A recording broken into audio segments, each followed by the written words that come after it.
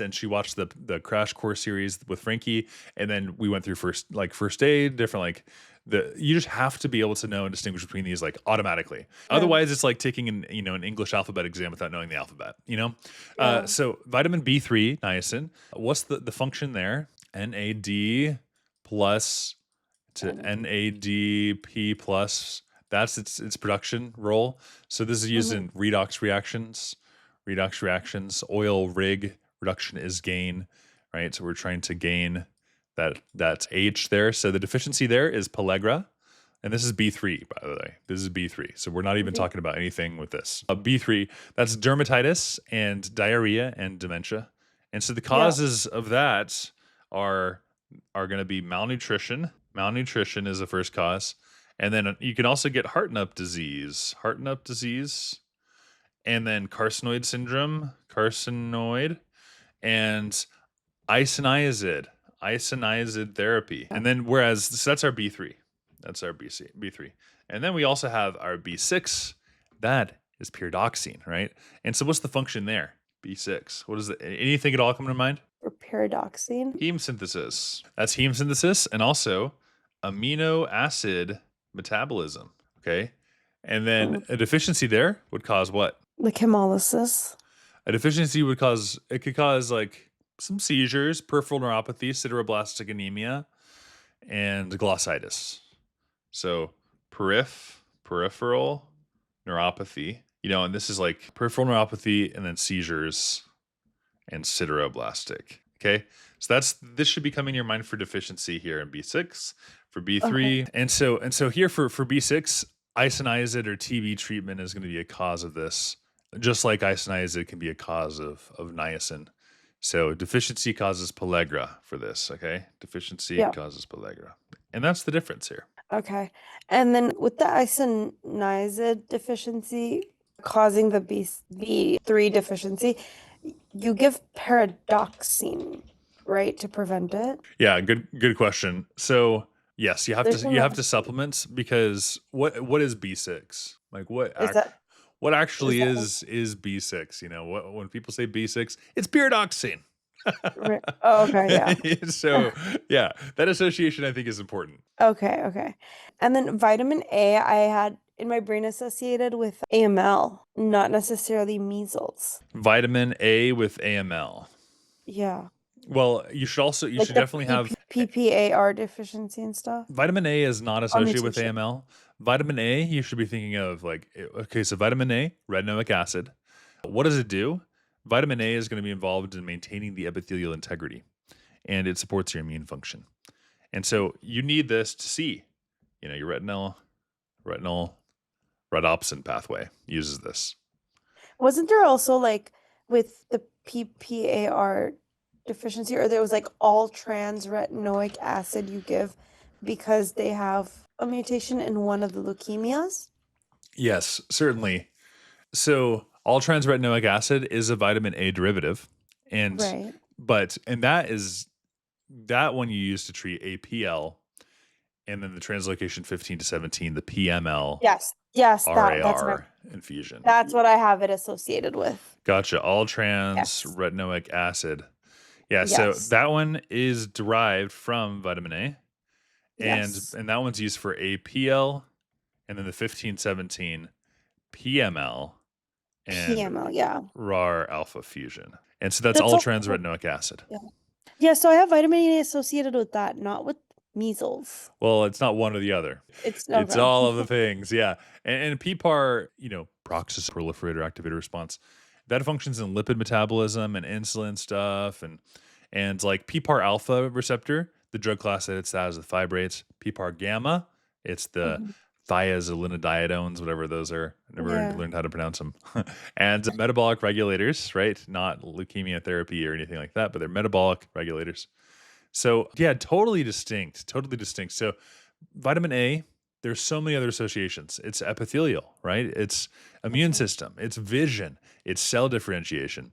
And so findings for vitamin A, even before you're thinking about this stuff, it should be night blindness, right? You should be thinking of the Biddett spots, the keratomalacia, increased severity of complications with measles. That's all vitamin A first. And I'm not like even first, it's just like that should be activating your in your head over here. And then if you have like other things like APL and translocations, then you're thinking in that lane. Okay. Cool beans. Yep. Let's keep. Do you want to keep doing some more of these questions, or I think we can transfer over to medical. okay, sounds good. Let's do it. Yeah. Would you? Yeah, I'll share the screen there. Okay. And then high yield arrows. Give me a second. Do do do do do do do. All right, and we were on page. Was it 50 or no? We were on 100. I can't remember. I think we finished the first 100 questions. Okay. Wow, the first 100. Yeah, I think so. Let me pull it up and check just in case. I'm gonna open up my OBS and so I can screen share this other side. Or was it the first 50? Probably 50. I thought it was. Yeah, I think it's 50. Okay, sounds good. Yeah. Oh, I was watching a video and your title was 100 questions, maybe. Probably. I'm like, gotta get that clickbait title in there. All right. All right. Literally. So here we go. Doom, doom, doom, doom. Making this a little bit. Okay, this could be better. Let me download this actually, and let me download this and go to roughly like page like 80 or so, and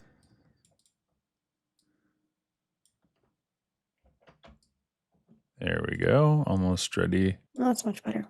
Okay, nice. In fact, I might just be able to. Yeah. Cool. All right, so just try this one. We'll pick up on 50 here. Okay, so 50 female renal insufficiency due to GPA. And then what are the arrows for her vitamin D's, fecal calciums, and then the other vitamin D. So, well, okay, apart from the GPA, let's focus on the renal insufficiency. If there's renal insufficiency, that means they can't activate vitamin D to its active form. So 125 would go down, 2425 would go up. Yeah, via what? Via which reaction here? You go inactive 25-OHD3 to active via what? Like the 1-hydroxylase. Yes. Alpha, yeah. 1-alpha hydroxylase. And then fecal calcium, are you just losing a bunch of calcium because they're not like filtering properly? Yeah, so you don't have the vitamin since D, since so we have that's this why. active 125 vitamin D3, what does that cause? Absorption of That calcium, right? causes reabsorption of calcium. So it causes reabsorption of calcium, and some more calcium is absorbed, and so more ends up in the feces. Right. Okay. So what are you thinking for the labs? What's 2425? High. And Okay. then fecal calcium high, and then 125 low. Nailed it. Beautiful. Very nice. Very good. Yeah. All right, we'll keep going here. 51. Give it a shot. Parathyroid adenoma for urinary calcium serum, calcium in urinary camp. Oh, this is just high PTH. So that's phosphate trashing hormone. So serum calcium would be low, urinary calcium would be high. Okay, so you're close. This one's kind of confusing, admittedly. So are you thinking this is primary hyperparathyroidism? Because parathyroid adenoma. Yeah. Right? So parathyroid adenoma, let's just say, let's start with there, PTH high. Yeah. And PTH functions to do what? This is going to, like, it's phosphate trashing hormone. So phosphate will be low and calcium will be high in the serum. Okay, well, let's just hit PTH real quick. Where does this reabsorb calcium? Like in the DCT. In the DCT of the kidneys. And so in theory, you'd think that urinary calcium is going to be low, not high, right? But even though we have more calcium that's absorbed there, since the calcium is high in primary hyperparathyroidism, more calcium is filtered through the glomerulus to begin with. So this glomerulus here, more calcium goes through here. Calcium, calcium, calcium. And so even though you reabsorb more distally, urinary calcium is still high because we had more to start with. And so then PTH increases the urinary camp. And so now our levels are going to be, everything is elevated, I think. Yeah. Wait, why is the camp going up? Everything. The camp goes up just because it's like through the G alpha SG proteins. And that's like the mechanism of PTH. So PTH has this activation effect on the G alpha SG proteins. That's where adenylate cyclase activity starts. So it also has that effect. That less high yield, but it also does that on the camp. Okay, and here I'll move it out. Yeah, there we go. Okay, that makes it better. Yeah, you'd think urinary calcium would be low, not high. Sounds logical. However, even though more calcium is indeed reabsorbed, Since calcium is high in primary hyperparathyroidism, more calcium is filtered through the glomerulus to begin with. So even though more is reserved, is the urinary is still high because we had more to start with. How do you know you had more to start with, though? Parathyroid hormone, its like main job is to give you some more calcium, right? See, like, this is what usually trips me up. Like, how do I know if they want me to follow, like, the regular physiology that we're taught or, like, Yeah, nuanced yeah. This is an edge case. He's being he's obnoxious? right, right. It's an edge case, but he's trying to make the point of there's really what's the primary issue here, and you have serum calcium is super high. Serum calcium is super high. And then over here, this other thing is kind of like a little factoid about your urinary camp. The kidney tubules, they make the camp after you stimulate PTH, and then camp is then excreted in the urine. So urine camp reflects that PTH activity. Okay. So yeah, these are two kind of like big facts here, but the big thing is the serum calcium is up, and then that causes everything else to also change. I mean, the PTH receptor activates the GS, so it increases adenylyl cyclase, increases camp. So this is a fact you have to memorize, and then this is the main effect, and that's like a secondary effect. Okay. Okay, on to this next one here. Asymptomatic has mutation in calcium sensing receptor at parathyroid glands that results in reduced sensitivity of the receptor.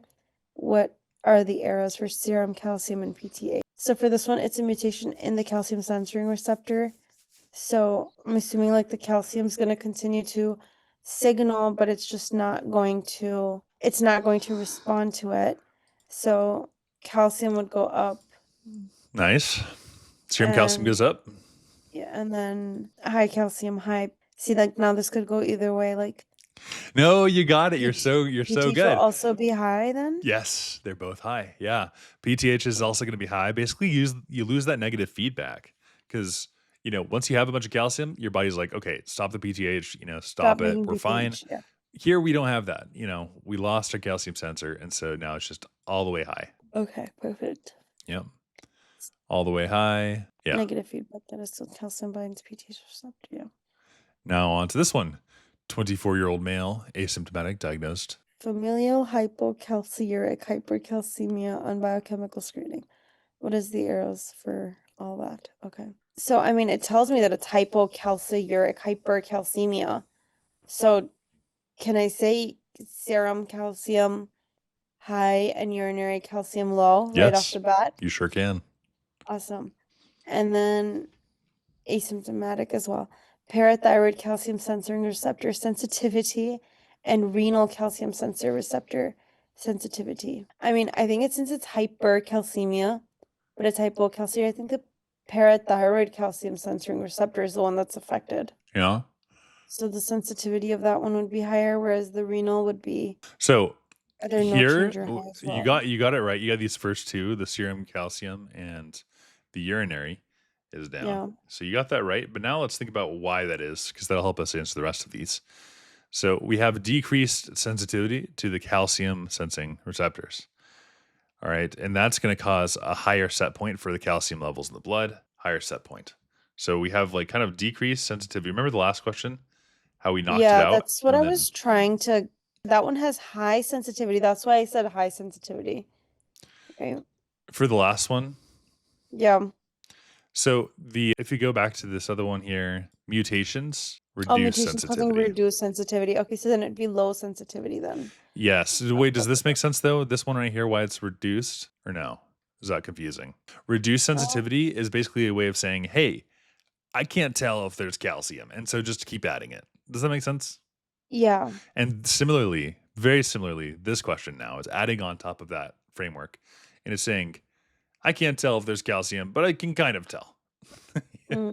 Yeah, that's the difference here. There's diminished ability to adequately suppress your PTH as well. And so here, we also, the last one we haven't done is the renal calcium sensing sensitivity here. So like, I guess like that's the thing, right? Like, am I going based off of the level of the calcium to know if the receptor's sensitivity is low or not, or no? Here, you have to know this condition affects the sensor. It's a decreased sensor that's causing this to be elevated and that to be decreased. So we'll go here to its explanations. You got everything right. This right, that low. This one, I think we needed some help on. The sensing receptor activity is low for both of these guys. Everything else you 100% nailed. Now, what question do you have about this? Like, am I looking at the level of calcium inside of the serum and the urine in order to determine if the sensitivity of the receptor is messed up? Or am You I know the simply receptor's saying messed up because of the first. diagnosis? You know that there's a calcium sensing error first. So you know the calcium sensing receptor is broken. Then Right. you know these labs from that. So the location is in the parathyroid gland, and Yeah, the kidney tubules. Basically, the body thinks calcium is low. And so what right. are we going to do to PTH secretion? We're gonna increase it. Yeah. And so what does that do to the renal calcium reabsorption? It increases it. Yeah, exactly. So high serum calcium but low urine. Okay. So Yeah. that's the reason why. So that's all this is. Our sensors are broken. And it's always gonna be both receptors, or can it be one or the other? I think if they're going to give you both, it's if it's familial hypocalciuric and hypercalcemia, then it's going to be both, as opposed to something like primary hyperparathyroidism, where there we just have high serum calcium, large filter, low. The calcium just spills into the urine. So the only difference here is the urine, but yeah, it's going to be both for this condition. Okay. Okay, keep going. 30 female parathyroid adenoma is administered a drug called Sinalcaset, which is a calcimimetic that potentiates the effects of calcium at calcium sensing receptors at the parathyroid glands. And then what are the errors? Calcimimetic that potentiates the effect of calcium at the calcium sensing receptors. Ooh, And they have potentiates the effect. of Is that the same kind of direction as what we've been doing, or different? I think it's the same. It potentiates the effect. So that means it makes, like, there's more calcium, there's going to be more calcium acting on the receptors, essentially. The potency of the effect is It's gonna be stronger. So now it's increased. now it's thinking, oh man, that's a big calcium that just passed my sensor. Yeah. So And so it's going to detect it detects at it. a lower sensitivity.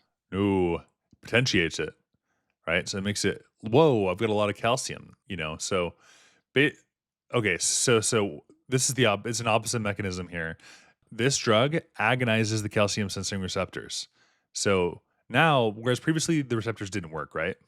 Yeah. Now they work really, really, really too They good. work really well. Yeah. Yeah. And that causes a suppression of PTH secretion. It's like the opposite from the not working. They're potentiated. They're really working. They can sense everything. Yeah. Right? So they can sense everything, and so then they're like, "Hey, I'm sensing that there's nothing, I'm sensing that I've got a lot here. So now you need to have a compensatory mechanism where you're suppressing the PTH secretion and you're reducing the serum calcium, and also you're elevating the phosphate. So urinary I would have, like, you just said you're reducing the PTH secretion, but I would have thought the opposite. Like, I would have started off with the parathyroid adenoma and said PTH is high. Yeah, but I would have you're right. started with But then that, what? Then they give them this, right? The stem tells Okay. us now we're changing things up, and we're giving them this drug here. And what does it do? They even tell you it potentiates the effect of calcium at the sensing receptors. So now our sensing receptors, whereas the previous two questions didn't work, now they are working, So the right? serum calcium would be higher, essentially, because you have more calcium. Let's go back to this one right here. This first one. So we have here the serum calcium is high and the PTH is high. Whenever what? Sorry, the whiteboard I think is blocking it. Okay. Whenever the sensitivity of the receptor is shot. When the receptor was not working, then we said that the calcium was Why? They're both elevated. Why? because you have all the calcium going through, but the receptor's not going to be there to reply to PTH. Yeah. Have you seen Shoot, here. am I confusing myself? Here, have you seen I didn't see nothing. I didn't see nothing. Have you seen this? Gambling operation going on just down the street from where you live. No. What's that? I don't know about that. Is this camera on? Yeah, we're live. Oh, no, I ain't seen nothing. I ain't seen nothing. Matter of fact, I'm blind in my left eye and 43% blind in my right eye. I don't see much of nothing. Matter of fact, I can't even see you, sir. All right. So that is what our calcium receptors are doing.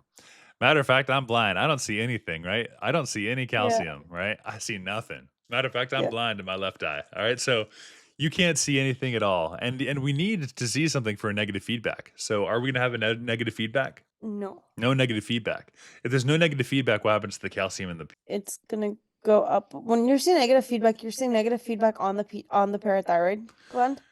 negative feedback? That is, your body has sensing receptors. And your sensing receptors are like, if they sense calcium, they're like, oh, hold up. If they sense calcium, then they shut down the axis. Are they sensing calcium? Nah. No. I didn't see that, right? They don't see nothing, yeah. I didn't see nothing at all. Matter of fact, I can't see you, sir. So calcium sensing receptors here, negative feedback receptors. So when calcium binds, PTH secretion is suppressed. And so these are broken. And so does this make sense why these are both elevated? Yes, because and how do I know that the calcium's high? The calcium is high because the body is not going to see that calcium, so it'll never shut it off. It'll just keep the calcium coming and coming and coming. How do you shut off calcium? You have to sense that there's calcium there and shut it off, right? Yeah. It's like imagine you're in a house and it's flooding and you can't sense water. It'll just keep flooding and flooding, right? Yeah. Is this making sense? I think so, yeah. Because the only way that we can answer the next question is if we understand this one. So then we have, all this stuff, and it's the same thing. We just have, It's the same thing. yeah. but Mehlman now is just instead of building on that- this idea over and over again. So here we have the Okay. sensing receptors here, right? They're shot still, and so here they're up here. This is going to be up, and because these guys are shot, and then here they're doing the opposite. So he's building on the same idea, but he's saying, hey, now it potentiates the calcium receptors. Yeah. And so now it's like they work, they super work.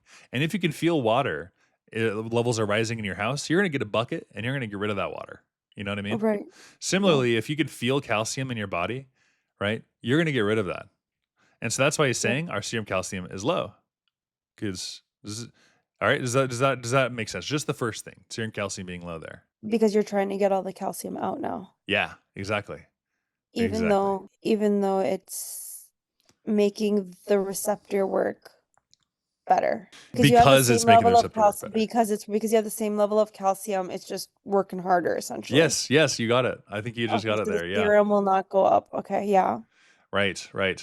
And okay, so that's the first concept that we locked in. That's super good. That's the main concept he's trying to test here. And so this senesolate that agonizes calcium sensing receptors, and that causes suppression of PTH secretion, and the results in reduction of serum calcium and elevation of phosphate. Okay, so that first stuff makes sense. We got that. Now it says urinary calcium is normally elevated in primary hyperparathyroidism. All right. And the reason why we said that is because you just get so much calcium in your blood, remember? That, of course, it's going to be elevated as well. Well, and then you're like, oh, I'm not going to be able to answer that in the future, right? Okay, well, here's another question. When the PTH decreases and serum calcium falls, urinary calcium will also decrease. Okay? So the PTH is what was causing the high urinary calcium previously, and now the PTH is high or low? Low. Exactly. So how does the urinary calcium? It's going to be low because Same as serum. You're not trashing the phosphates, the serum. Because you're not You're not reabsorbing the calcium. That's it. You're not reabsorbing the calcium. Yeah. But I do it based off of like phosphate. literally, maybe they're it's better. opposites. Yeah, you have like one thread that's like getting you to calcium, and it's through phosphate because it's the phosphate trashing hormone. Yeah, but try to get two lines for yourself. try to hold on with two hands here. Just know that like you're elevating calcium and your PTH. Right. If you can, if you have to do the phosphate thing, totally chill. I get it. But like try to do their opposite and like try to just sneak that in there so it's really fluid. It's really fluid, yeah. Okay. Is this making sense? I know I just really wanted to make sure that we got this right. The receptor, you're sensing, oh my gosh, there's water in my basement. I'm going to get it out of there. You know? Yeah. Your receptor's potentiated. And so you're capable of doing the negative feedbacks. And so what do we have? Negative feedback. Okay. Cool beans? Yes. Nice. All right. Now we have, I think we're finally moving on. In this document, he's like, oh, you understood it? Now let me confuse it a little bit more. You understood it? Now let's confuse it. That's the thing. Like with every question, I'm like, wait, I thought I understood this. What just happened? Yep. All right. So yeah, this is going to be kind of a similar one here. So 22 bony nodules in the forearms, round cheeks, shortened 4th and 5th in response to administration of exogenous PTH. What will change here? Ooh. Bony nodules on the forearms and round cheeks. What is that? I don't have a diagnosis for that. Okay, what if I said that this is pseudohypoparathyroidism? And then just try to work it out from there if you can. If not, no worries. We'll dive into it. Okay, pseudohypoparathyroidism. Okay, so if it's pseudohypoparathyroidism, then TH or the PTH looks low, but it's really not. And then you give them exogenous. Yeah, let's do normal pathology, normal, how this works PTH first. Let's just do normal Yeah. PTH first. Okay, so PTH acts on what? The PTH receptor Yeah. that we've been raving about, the PTH receptor. And then that causes the GS pathway to do Yes. protein activation. And that causes adenylocyclase. And then that And causes increased CAMP Yes. In the urine. in the body and the urine. Yeah. Increased Yes. CAMP. Okay. Yeah. And so the effects of PTH are increasing serum calcium, decreasing phosphates, and increasing CAMP. We got that. Now, what happens in Yes. pseudohypoparathyroidism? Well, here we have a defective GS. Okay. So even though our PTH is present here, the kidney and the bone, can they respond? No. Okay, that's my hint for you. Now go ahead. If the body literally cannot respond to the main receptor itself, then I'm assuming there's no change. No change. Yeah. I was really hesitant because I hate saying no change because I feel like it's always wrong. One thing I'll say is you can't guess your way to victory on this test. You're really going to have to know the mechanism and be confident in it. Okay. Confident. Be super confident. If you think it's no change, say what you think, and boldly get it wrong, especially in your practice questions. Very, very good. All right. Okay. On to the next one. 16. Bony nodules in the quick forearms. question, Yeah, go though. ahead. And that one, how did you know that it was pseudohypoparathyroidism? Let's see. 'Cause I would not have gotten that diagnosis. Yeah, gotcha. I guess here it's the round cheeks and the bony forearms and the shortened it's like the presentation, I guess. It's like the Aspen thing. You can tell it is because the way it is. It's yeah, just the presentation, the physical findings. They're just like classic how it presents. Yeah, these are all classic. Short fourth and fifth metacarpals, round face, short stature. They could have also said like subcutaneous. So like underneath your skin, you have ossifications. That's pseudohyperparathyroidism. Short stature, round face, not very large, fourth and fifth. Okay. Yeah. Is it nodules and stuff usually? Does that usually happen when there's high calcium? Nodules in this particular condition, they're called osteoma cutis, and they're subcutaneous bones that form, and they're really like if you feel under the skin, you'll have really hard nodules. And so this is like Albright's hereditary osteodystrophy. You have a mutation in your GS pathway. And so yeah, they'll feel like really hard and stuff. But if you see these symptoms right here, this is so pathognomonic for pseudo. Okay. I'm trying to think like nodules besides this, what you could think of besides hypoparathyroidism, because you should be thinking of osteoma cutis if you have nodules. Maybe you could think of rheumatoid arthritis, right? You have nodules there on the extensor surfaces. So like on your elbow and your forearm, you have like central fibrinoid necrosis there, and gout. You could have nodules called the tophi and the gout. And that's going to be like your fingers, your toes, even your ear helix and the olecranon bursa as well. Yeah. And then calcinosis cutis, that's Crest syndrome. There you have nodules under the skin. So calcinosis cutis, Raynaud, esophageal dysmotility, sclerodactyly, and telangiectasias. Sarcoidosis, you can have nodules as well. Erythema nodosum. Right. So all of those have nodules. Okay. But here it's these bony it's the round cheeks as well and the shortened metacarpals. Okay. And then also, I know that we're talking about pH stuff. Okay. Okay, onwards. Hey, look at that. The same kind of stuff here. Bony nodules here. What are the arrows for all of this stuff? Oh, because that one was when you administered exogenous PTH, no change, because it was unresponsive. So now it's saying, what is it just normally? Well, if it's pseudohypoparathyroidism, then is it safe to assume that the parathyroid is going to be high because it's affecting, it's trying to get to the receptor, but the receptor's not responding. Good. So then PTH is high, but you're not getting the proper effects. Good. Then you're literally going to get the opposite of what you're supposed to get. So low serum calcium, low urinary calcium. Wait, low. Okay, let's do phosphate first. Wait, everything high. you've said is right so far. I didn't want to distract you. You're so good. Low calcium. I would start with calcium. Don't start with phosphate. Oh, really? I mean, calcium is just so classically PTH, right? Yeah, but then how is the serum and urinary matching? Well, remember, it's matching with Oh, with because it's PTH not stuff. affecting, because it's not, the receptor ain't working, that's why. Urinary calcium is low because calcium is low. Yeah. Okay. Less And filtered than then glomerulus. the phosphate would be the serum Opposite to phosphate. calcium. Opposite would be high. Yes. And because it's and your link there is still tenuous because your phosphate trashing hormone, but that means that it's trashing the hormone, and so that means when it's working, Yeah. it's like low. It's just confusing you. So just calcium is linked with parathyroid hormone, right? Like yeah. So I see what you're saying. Okay. But in this case, since the receptor's not working, you're literally flipping everything on its head.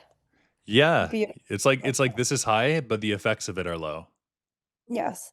Because I don't know a lot about pseudohypoparathyroidism until Well, now. you know this. But That's all it yeah, like takes. that's all I know. And then also the fact that like because it's pseudo hypo, you think that it looks low, but it's not. It's actually high. Yeah, exactly. Very good. Right? Okay. Alrighty. Moving on. 70-year-old 7 female. chronic renal failure. And then she's tertiary hyperparathyroidism. What are the arrows for that? Tertiary isn't, and it's tertiary hyperparathyroidism. Are all three of them high? Nice. It's tertiary. Yeah. Very, very good. Nailed it. Yeah, that one wasn't bad at all. Okay. Rare 9 male alopecia, determined to have a rare condition characterized by inactivating mutation of his vitamin D receptors. What are the arrows of that? If the inactivating, so the vitamin D receptor is not working, if it's not working, then 24-25 is going to be high because it's not activated. And then calcium's not being reabsorbed. Well, so this that- is vitamin D receptors, not vitamin D itself. So, what happens in vitamin D receptor insensitivity? Is it So, Isn't it the vitamin same D concept causes what where, to like, happen? you've got the vitamin D, but it's just not detecting, so it's unable to get converted to its active form. Yeah, Like the let's body's break not this down with realizing calcium first. Serum calcium low. Do you agree? because you don't have the vitamin D, so calcium's going to be low as well. Yes. Yeah, and our receptors aren't working, so low calcium causes cal- the PTH to go up because of decreased negative feedback, Yes. right? And then now we remember back to our 24-25 stuff. Yeah. So inactive 25 can be converted to another inactive storage called 24-25. Right. And if PTH is high, then 1-alpha hydroxylase does its thing.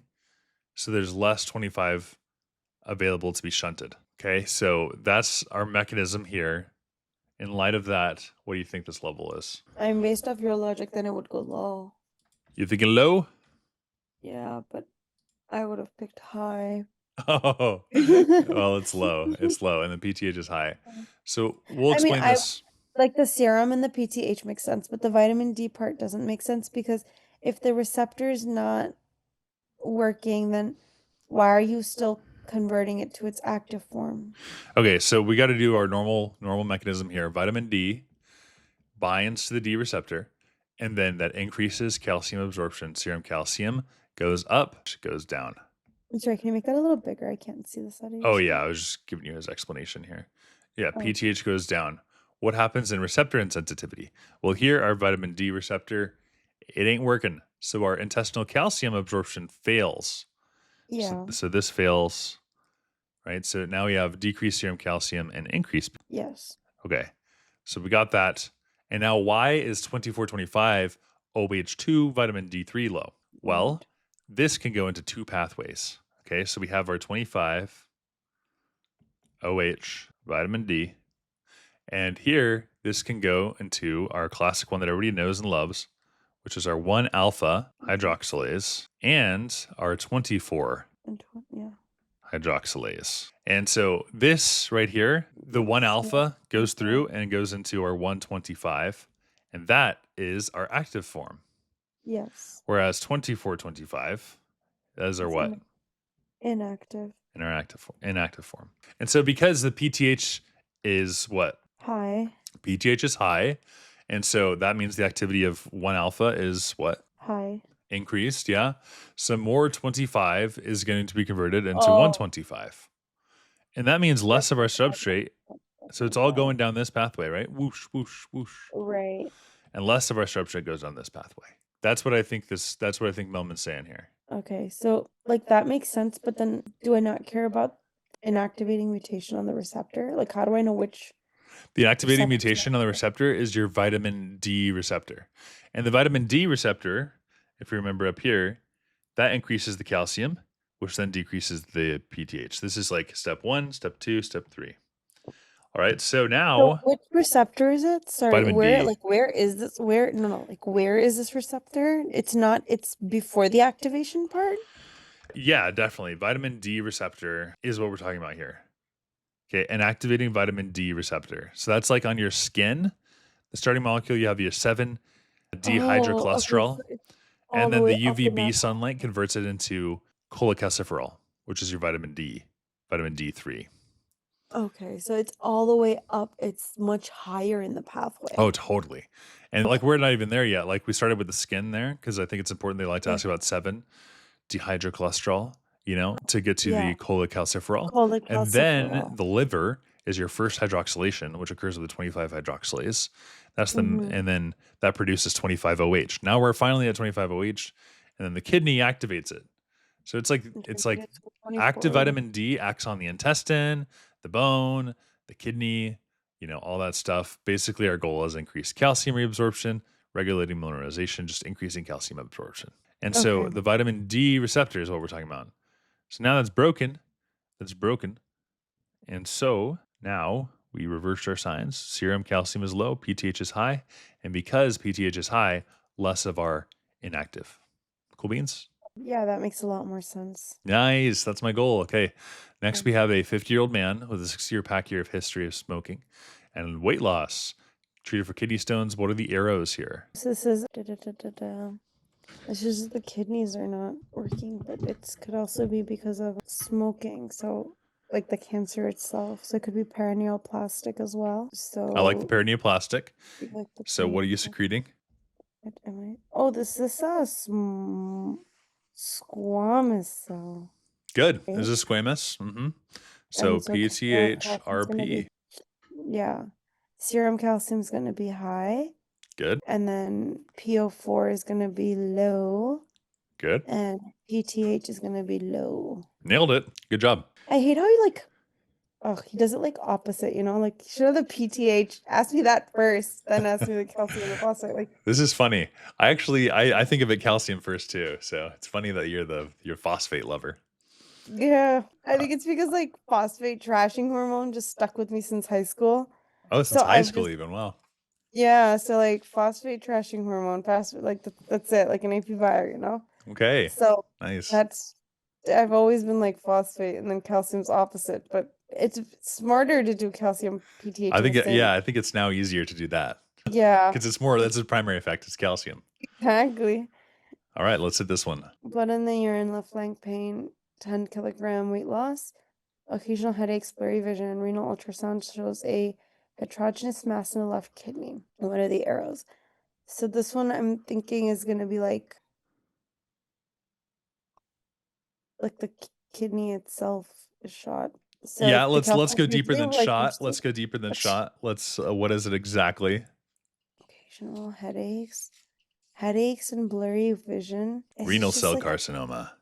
Oh, renal cell carcinoma. Look at that weight loss. I knew it was cancer. I just didn't know which type of cancer. Yeah, so differentiating between renal cell carcinoma and renal adenoma. Yes, I was going to say adenoma. Renal cell carcinoma, so that's a malignant tumor, and it's going to have like the clear cell stuff, and it's usually a mutation of VHL suppressor gene, and so you have increased HIF and increased VEGF. So that's the big deal there. Renal adenoma, that's benign, totally benign, right? So the size is going to be really small, not going to be spreading. Histology, papillary structures, and symptoms asymptomatic. Oh, okay. This person's got like blood in the urine. Metastasis, malignancy, usually large size, flank Yeah. pain, blood. Know what I'm saying? So definitely a carcinoma then. Totally a carcinoma. Okay. Yep. You're not. And so If a patient comes in, you're not going to be like, "Oh, it's benign," right?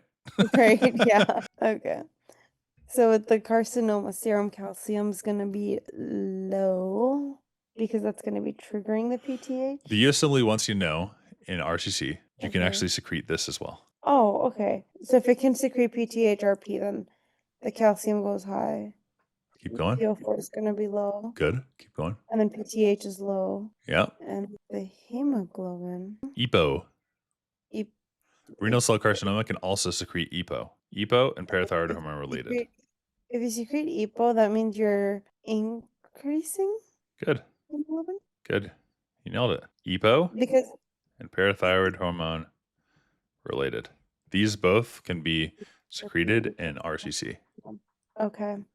Yeah, you got it. So you have a smoker with flank pain and red urine, high calcium, high hematocrit, renal cell carcinoma. Cool? Okay. Yeah. That's how it'll present. We've got a smoker, ouchie, flank pain, red urine, high hematocrit, RCC. Okay. There it is. Okay. Next one. 6-year-old, I was going to say 61. 6-year-old female, 10th percentile weight and height, bowing of the tibias. Female recently immigrated to the US from Ireland. What are the arrows? This is just vitamin D deficiency. Okay. So this one, calcium's going to be low. Calcium's low because the vitamin D is not reabsorbing. PTH is going to be, PTH is going to be high, and therefore serum phosphate is going to be low. So low, high. What about the P? Low calcium, low PO4, and high PTH. Very good. Very good stuff. Ricketts. PTH goes up because calcium is low. And then we start trashing.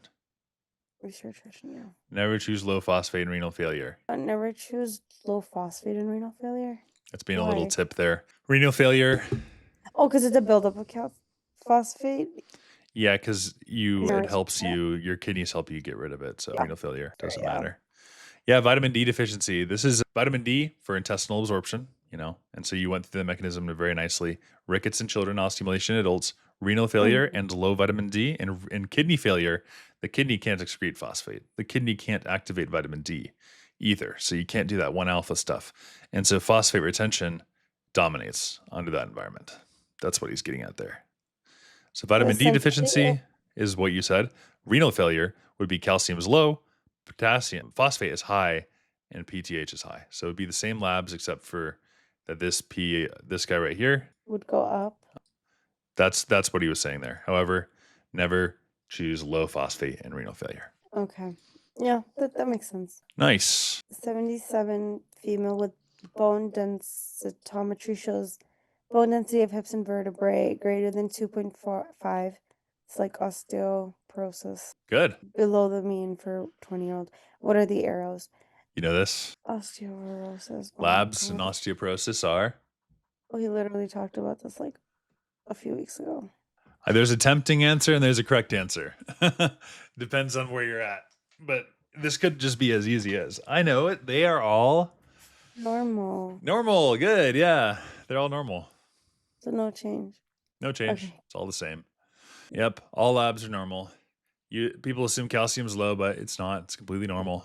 Osteoporosis. Because I remember I got this one wrong on one of the NBA meetings, and you were like, osteoporosis actually has all normal labs. Yeah. There you go. Good. And I think I did do the trap of calcium being low. Yeah. Classic.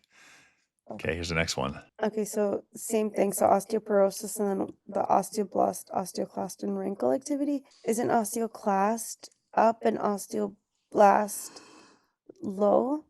And wrinkle gonna go high as well? Yep, 100%. Beautiful. IL-1 and IL-6 are the things to know there. Yes. IL-1 and IL-6 stimulate the wrinkle. And the rank L is on the osteoblast, and that's going to activate the osteoclast. Good. Blast to the clast. Yeah. B to C. Yep. Cytokine activity. Very good. And then what about ALP here? ALP is going to be, right? So if your osteoblast activity, basically ALP is reflective of osteoblast activity. So if you have like Paget disease or you have hyperparathyroidism, then Yeah. ALP is going to be high and increased. Okay. If osteoblast is low, ALP activity is normal or low. So ALP is just osteoblast, so normal or low. Okay. So in Paget's disease is osteoblast High. high? Mm-hmm. Because we say ALP is the only one that's high, right? Yeah, because Like Paget's is the osteoblast. one where like Paget's is the one where like all the labs are normal except for ALP being high. The labs are high ALP and everything else is normal, yes. Yeah. Okay. Because of osteoblasts. Because But of first you have osteo- your osteoclast stage, which is going to be Mhm. excess osteoclast. And then you have mixed phase, which is osteoclast and blast. And then you have the osteoblastic phase, where we have the disorganized woven bone. Yes. Okay. That's And right. that's in Paget's. Yep. Okay. Paget's. Cotton wool skull, osteosarcoma complications. Beautiful. Okay. All right, on to this next one. 74-year-old male.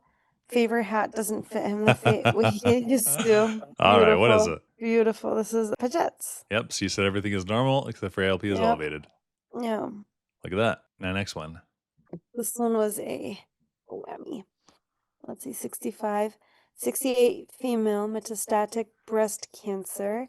What is serum calcium and PTH with breast cancer? It's metastasizing to the bone, so the calcium would go.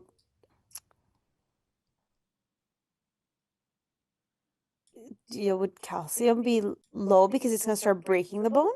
What do you think is happening? I think What's- it's the cancer is going to the bone. I get a feeling Right. you asked that question because you had a little confusion, but you think it's the opposite. I don't know, though.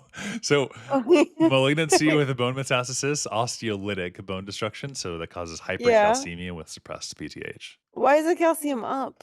If So, it's breaking the bone. When the cancer metastasizes the bone, remember how we talked about cytokines? The tumor cells release cytokines. The cytokines do what? Stimulate osteoclasts. Could you think of some cytokines that we talked about? IL-1 and 6? 1 and 6. 1 and 6. Then also like TNF and also RINK-L signaling, you know? All of these guys, they all want to join the party whenever you have metastasis bone.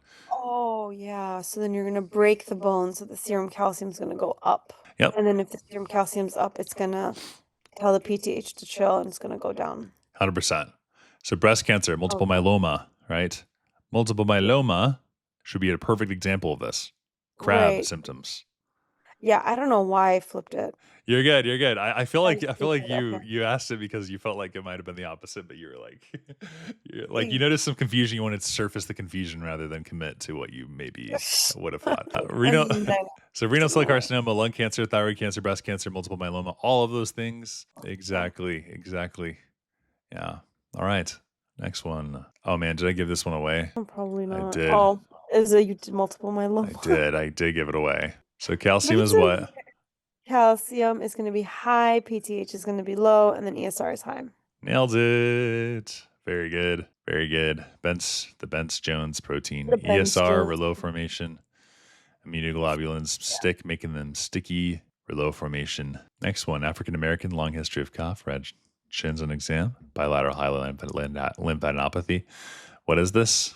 Sarcoidosis. Yeah, nice. And sarcoidosis has high calcium. Good. And so then go to the PTH next. It's just going to be easier for you. If they go in the same direction? Yeah, so high calcium and then would be high. With a question mark?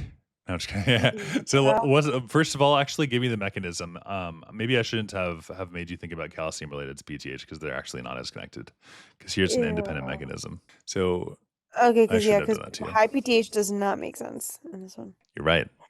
Okay. So if we slow down for a sec, sarcoidosis. Yeah, that was a bad tip by me. I kind of threw you off there because they're independent mechanisms. Okay. So this is isn't this one also PTH or it's no. This one was the macrophages secreting calcium. Secreting 1-alpha hydroxylase. Which is going to increase calcium? Yeah. Well, which is going to convert inactive to active. Well, inactive to active. And then the active goes in the small bowel where it increases the calcium absorption. Or it increases calcium. But I get what you're saying. Yes, it's like increases the calcium in a way through 1-alpha goes through 1-alpha hydroxylase. turns the inactive 25 into active 125. Okay. So if we have high calcium then we can see that the PTH is going to be shut down because we've already got the high calcium. And if PTH is low, then we are not trashing phosphate. So serum PO4 goes up. So high, low. Nice. Yeah. Okay.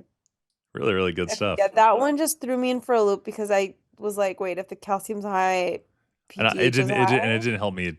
It didn't help when I gave you the I implied there was a connection there, and there is. I guess there's only a connection insofar as it's the opposite. It's the feedback. Well, there is. Yeah. Okay. Alrighty. It just Why is the PTH?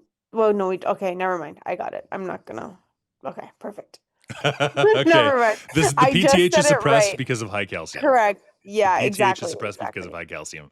Yeah. I just felt like it was not a good instructor moment for me to have implied that the connection was anything other than macrophage activity for a second there. But yeah, PTH is suppressed due to high calcium, so it was totally Because fine it's comment. a pathological thing happening there. Yeah. Okay. Right. There's an indirect, like there's an independent activity. Yes. Okay. So again, sarcoidosis with the bihilar lymphadenopathy, and then fecal calcium 24, 25, and 125. So this one we said it was high 1-alpha hydroxylase. So I'm making more 125. So that'll go up. 24, 25 will go down. Good.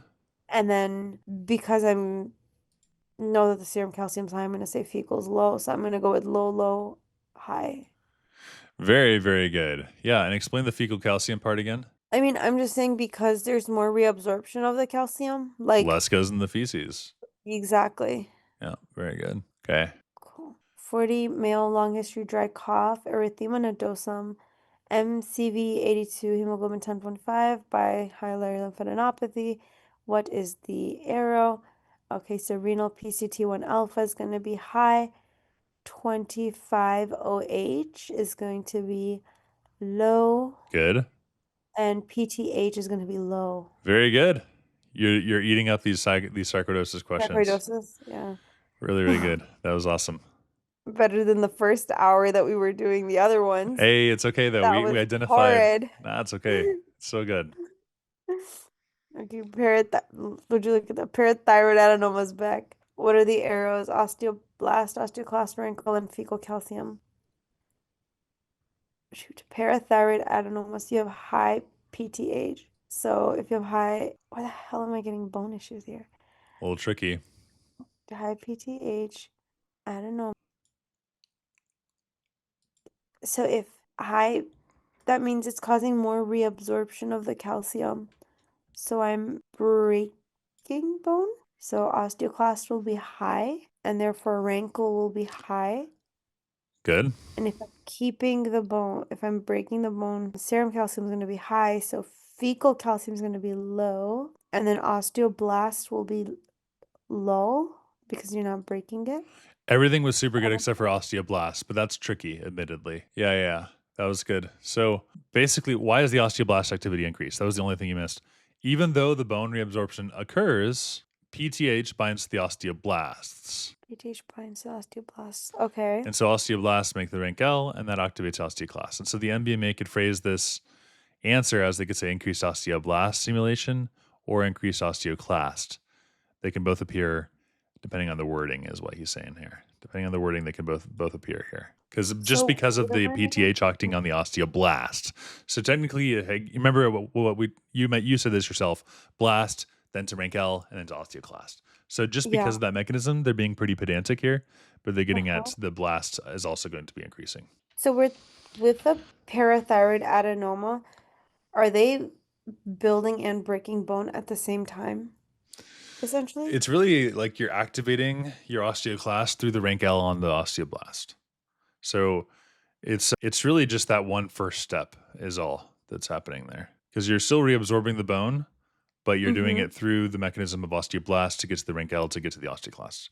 So that's the reason why he's being tricky here. Okay, so he's saying wasn't there also a bone pathology where you build and break at the same time? Is that osteoporosis? Yeah. So is it like any different from that? Yeah. So it is a little bit different. So you're thinking of the spontaneous elevations, like kind of like Paget's, because there you have but there, remember, you have the phases. So you have the osteoclast and you have the osteoblast. So Yeah. there's also hyperparathyroidism. That one has, you're indirectly stimulating the osteoclast because the rank L expression. So osteoblast activity is also going to be increased. So both of the osteoblast and the osteoclast activity are increasing if you have hyperparathyroidism. Also, bone fracture healing. So if you have the healing phase, you have like a hematoma, soft callus, hard callus stuff, remodeling. During the remodeling phase, you're reabsorbing and you're building in the healing process. There's also hyperthyroidism. There you're stimulating bone turnover. And so the turnover is both of them. And Okay. here, however, we're just talking about how the osteoblasts regulate the osteoclast through the rank L to rank pathway. Osteoblasts express the rank L, osteoclasts express rank. And so osteoblasts, they also make OPG. That's osteoprotegrin, and that blocks the rank L and inhibits the osteoclast. And so basically, osteoblast in Paget and hyperparathyroidism and fracture healing and hyperthyroidism, they're all elevated. Okay. So don't think that PTH is only osteoclast. That's the only thing that he's trying to get you to think about here. If I were to put my interpretation hat on here. And then the fecal, you've been getting the fecal right all this time. But fecal calcium depends on how much calcium is absorbed in the intestine. More in the intestine, less in the stool. Less absorption, more calcium in the stool. Yeah, So fecal, I am literally just opposite. Fecal, I'm making it opposite of serum. And that's perfect. And that's been working so far. Yep, you got it. So yep, you got it. Ain't broke, It ain't broke, don't fix it. All right, let's hit this next one. 6-year-old female, cystic fibrosis, steatorrhea. Okay. The arrows for this one. With cystic fibrosis. Cystic fibrosis, I've always been like, high chloride, and then I'm done. Yeah. So I don't know where this calcium's coming into play, to be honest.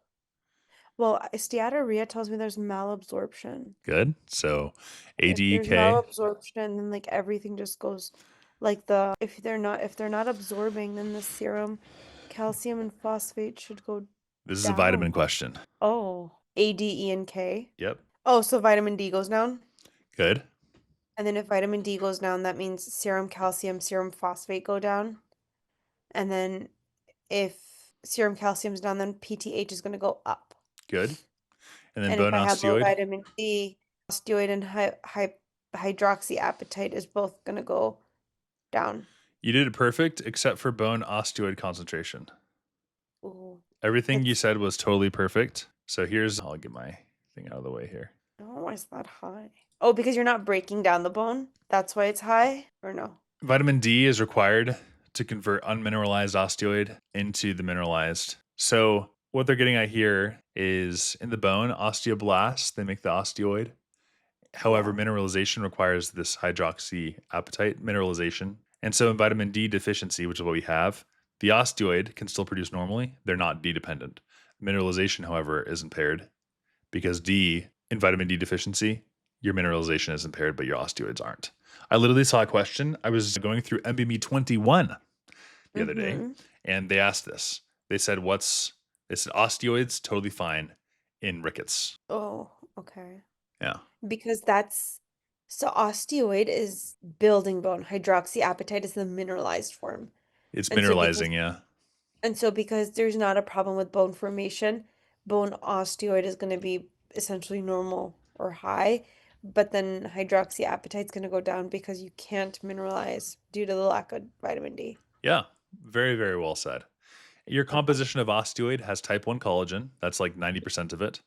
And also has proteoglycans for matrix organization. It also has glycoproteins like osteocalcin, osteonectin for mineral binding. And it's produced by the osteoblasts. Okay. So osteoid formation, osteoblasts make the type 1 collagen and the matrix proteins. And it's like a soft organic material. Then mineralization occurs. That's calcium and phosphate depositions.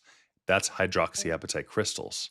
That has literally, if you look at the formula for the hydroxyapatite crystals, that's like something crazy like this. Oh, you probably can't see my. No. It's something crazy like this. Something like that.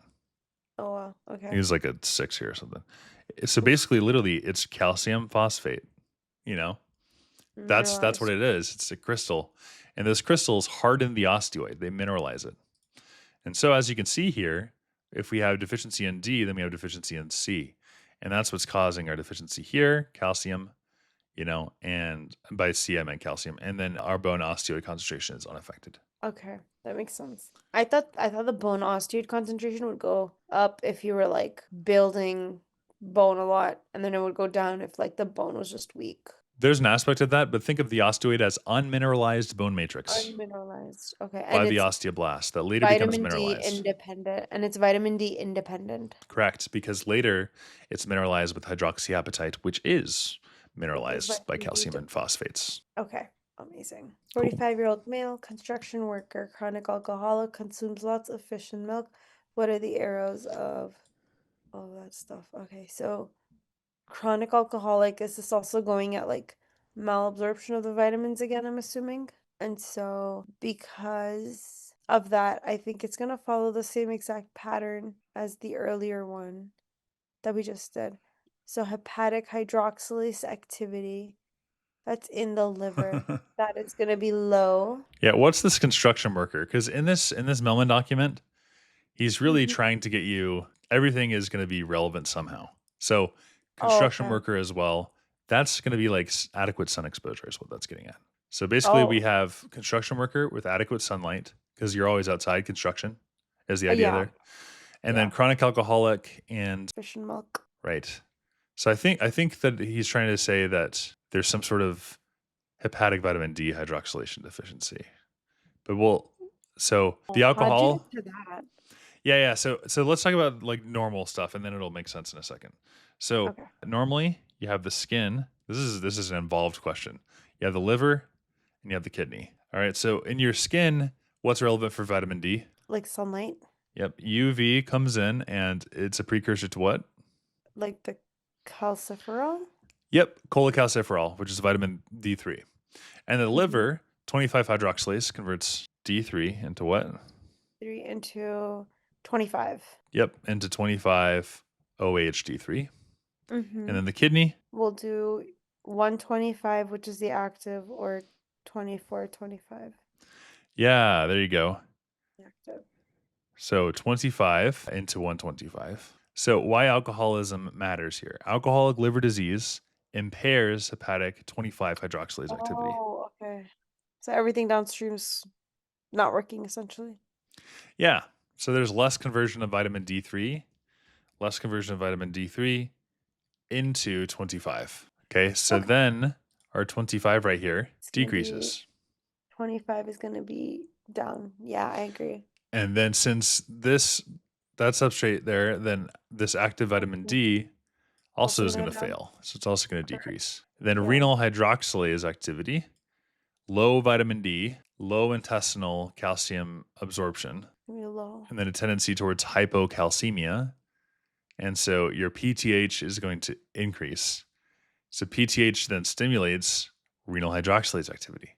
So the kidney activity is up, but active vitamin D is low because there isn't enough 25 coming from the liver. The liver does D3 into 25 so that you can even get the kidneys off the ground to be able to do that stuff. So we agree that this is low. But our renal hydroxylase activity, here we have high PTH, which stimulates this hydroxylase activity. Okay. That one was a nasty one. Yeah. So let's see. And, oh yeah, he even did a diagram. So I would have just said low everything, because I would have assumed everything downstream of the liver's not working. Yeah, everything downstream of the liver's not working. That's fair, but then you have to think vitamin D is low. So what then, like the mechanism for vitamin D being low means you have low calcium, means you have high PTH as compensatory mechanism, which then causes this to happen. I really wish in this document, this is a really good document, but if one way to improve it would be to list the primary problem first, and then to list, all these other ones, and then this. Maybe I could make like an addition on this. So the core concept here is the problem is not the intake of vitamin D. The problem is the conversion and the liver. And so vitamin D metabolism, you got the skin, liver, kidney, as we talked about. Now alcoholism, alcohol liver disease, right? So impaired hepatic 25 hydroxylase. So vitamin D intake can't be converted to 25. And so then our 25 is low, 125 is low. Vitamin D intake is normal, but And then the fish and milk thing, what's that about? Well, vitamin D and calcium. That's what it's trying to say. The liver can't, you're giving him vitamin D and you're giving him calcium through fish and milk. But the liver can't convert vitamin D into 25-OH vitamin D. So without that step, the kidney can't make the active vitamin D. And so the vitamin D is still inactive. As a consequence, low vitamin D, you have intestinal calcium absorption. And so secondary hyperparathyroidism. So then our PTH is up and then renal is up. Everything else is low. Okay. Woo-wee. Yeah, that one was a doozy. But if you know that, I swear you know a lot of that. Like these questions are good because they require you to have a full understanding. Yeah. And it's like they're all kind of throwing me in for a loop because it's like it's the same pathway, but it's like different aspects of the pathway, and then you change one thing and like the entire mechanism. Yeah, changes. Yeah. Okay. 40 female office worker never gets out of the sun. Never gets out in the sun. So she's always in the sun. Consumes lots of fish. What are the arrows? So Wait. Never gets out. in the sun. So she's like light deficient. Yeah, I think She's it's always yeah, like, exactly. she's always indoors. Yes. So office worker, indoors, consumes a lot of fish. She eats a lot of vitamin D. Yeah. So cholecalciferol is going to be low because she's always indoors. Okay. And then because of that, her 25 is going to be low and her 125 is going to be low because she's not making any of the vitamin D, but she's getting exogenous vitamin D. Good. What about 7? 7. Oh, that's what you start with. So that's going to be high. Yeah, you nailed it. You got everything correct. Does the exogenous vitamin D, do we care about that? Yeah, but it's not going to rescue anything. No, right? Okay. Because the fish gives vitamin D, but they're asking about the cutaneous synthesis pathway. So here they're trying to say there's no sunlight. No sunlight, so you have defective conversion of 7-dehydrocholecholesterol into cholecalciferol. And so here, no sunlight means this doesn't convert. And then you hit everything perfectly after that. So it doesn't convert.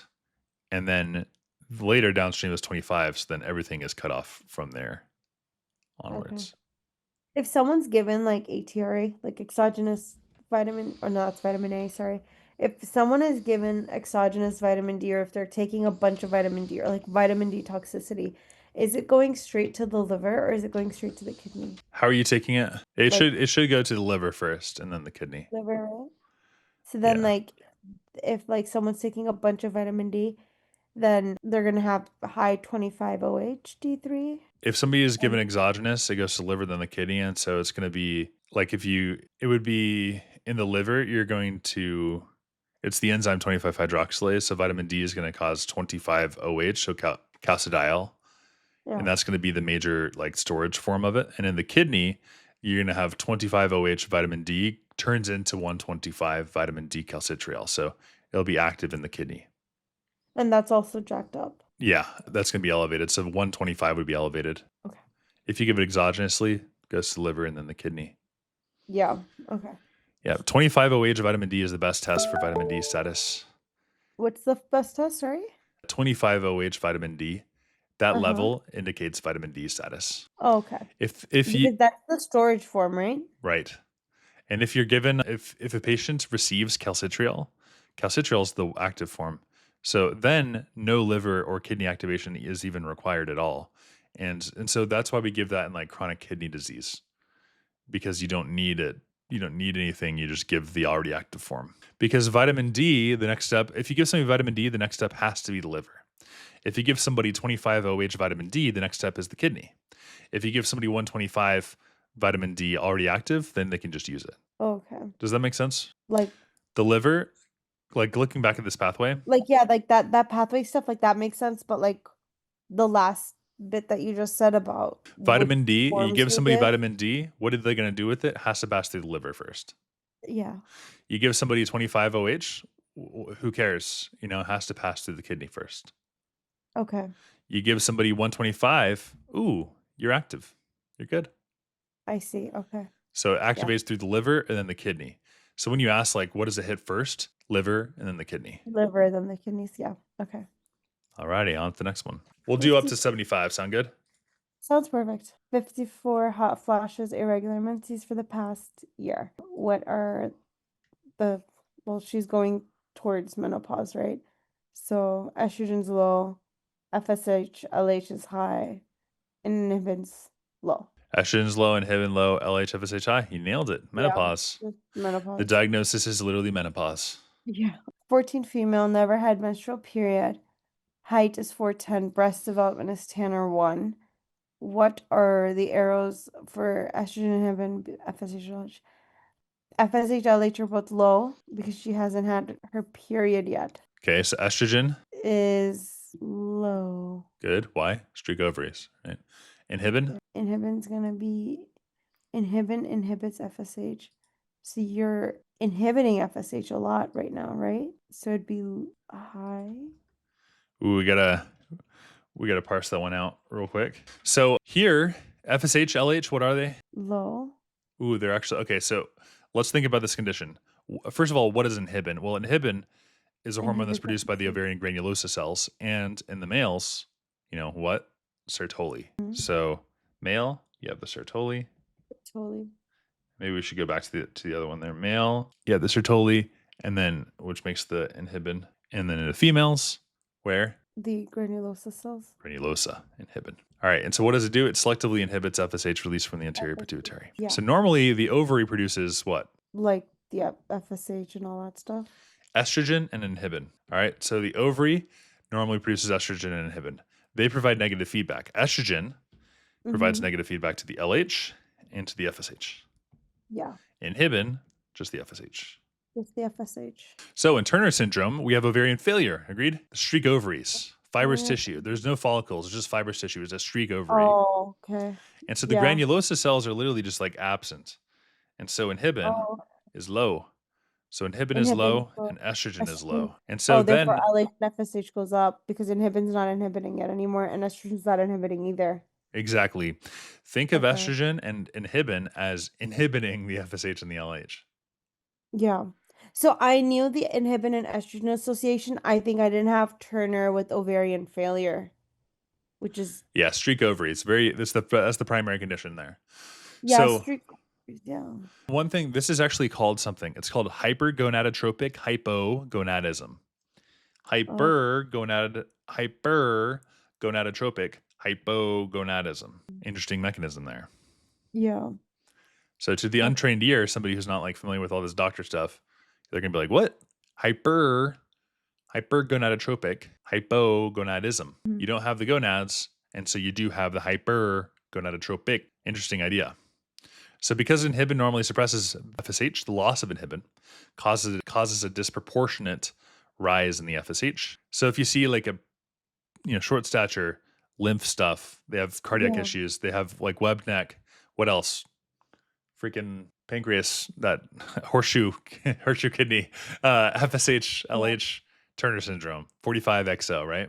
Sorry, not the pancreas. I was just thinking of horseshoe kidney. I was like trying to get there. In my head, I had like the cross section of the. Yeah. Anyways, you get what I'm saying. Bicuspid aortic valve, horseshoe kidney, cystic, hygroma, all of that stuff, very, very relevant. So primary gonadal failure causing high FSH and LH. High LH. Okay. Another one would be like Klinefelter syndrome or menopause. Yeah. Okay. And so that's why when we did the one before that, the estrogen was low. Yeah, we should probably hit the one before that too, because you nailed these, but I wonder if you nailed them just because of memorization, because like you've heard of this sequence so many times because it's just menopause. Yeah. So here's the mechanism for the menopause. I mean, like it kind of makes sense based off of what we just said, right? Like I know inhibin inhibits FSH, estrogen inhibits the LH and FSH. So in menopause, estrogen goes down. So you're not inhibiting, therefore LH and FSH will go high. Yeah. And inhibin's also low. It's not inhibiting, so FSH we know for a fact is gonna go high as well. So like I knew what they were individually doing. I think I just missed the fact that it was Turner's is low estrogen and low inhibin. Yeah, and we can even kind of liken these even more closely. We can liken Turner syndrome even more closely to menopause because menopause occurs because the ovarian follicles are exhausted. They're like, I've been doing this for 50 freaking years. You know, they're like, I'm done. I'm exhausted. You know, kind of like my mom is anyways after having 6 kids. And so the follicle contains granulosa cells. You know, the follicles contain granulosa cells. And those normally produce, what do we say? Estrogen and inhibin.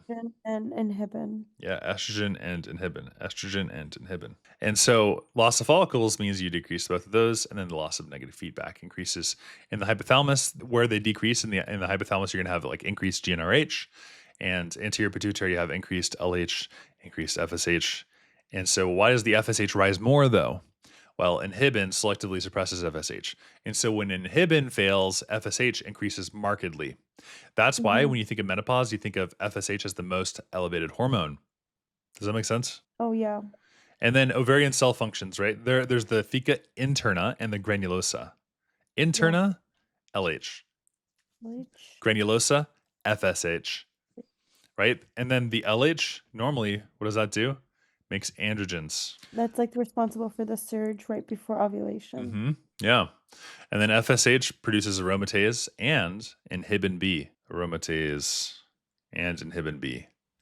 So granulosa aromatase converts androgens into estrogens. Okay, so it's all connected. The male equivalents, by the way, the male equivalent of the theca interna is the Leydig cell. And the male equivalent of the granulosa is the Sertoli cell. Okay. Yeah. Is theca externa not the equivalent? Theca externa. I saw that on a practice question of MME 21 when I was working with a student the other day. Theca externa, that is literally just, you know, from the outside to the inside, you've got the externa, and then the interna, and then you got the basement membrane, and then you got the granulosa cells, and you got the oocyte.